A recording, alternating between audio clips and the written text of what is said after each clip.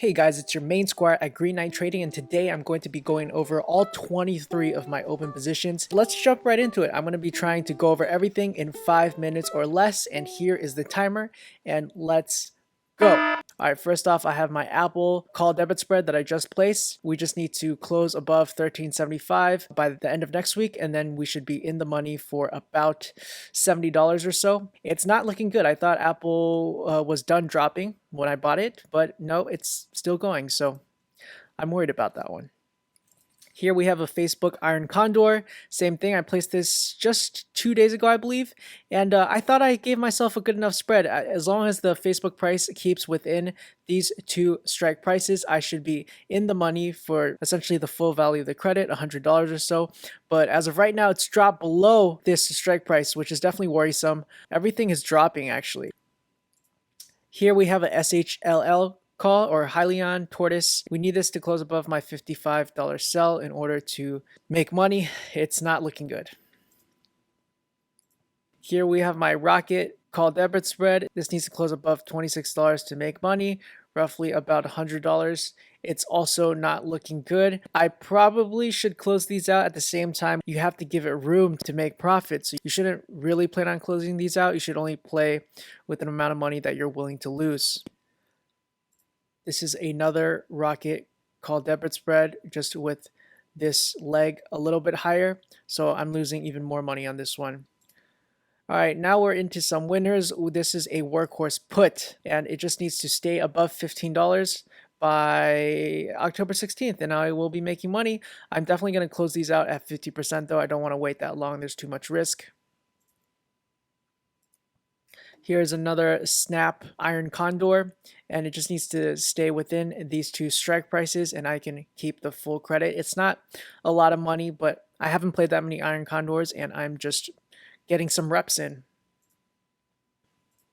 Here we have a Workhorse $16 put. This is also doing very well. It's in the money. Workhorse price just needs to stay above this price by this date, and we should be good, but I will actually be taking profit soon at about $130, whatever 50% is. Here we have another Workhorse put at a slightly higher strike price. It's doing okay. Workhorse is still going up, so we'll see how this turns out. Here we have a Workhorse $17.50 call. I made this a couple weeks ago, and this is definitely doing really well. This was a more YOLO-y play because it's just a naked call, but I believe in Workhorse, and I'm just going to hold it. My ideal price target would be 100% profit, and hopefully we can reach that. We're getting close, guys. Here we have a Walmart $190 call with expiry date way out in the future. This is definitely a very long call and also very speculative. We'll see how this does. Here we have another call debit spread. The Rocket just needs to close above $25. Man, I was really into Rocket a while ago. I bought it around here. I thought it was just going to keep going up, but it didn't. Just made a really bad play. Actually, this Rocket call has an expiry date of 2021, so I definitely have time. This should be in the money someday, I hope. Same with this Rocket call. This has even better odds of being in the money. This is a call I made recently. It had dropped a lot, and there's some indications that it could come up. This is also a very speculative and YOLO play, but luckily my expiry date is super far in the future, so I think we have a good chance of making some money at some point. Last one from my Robinhood is ZUO. This is a company that I own shares on, that I like their business model. They help other companies turn their business into a subscription service like Netflix or Adobe, where you subscribe instead of just buying it once.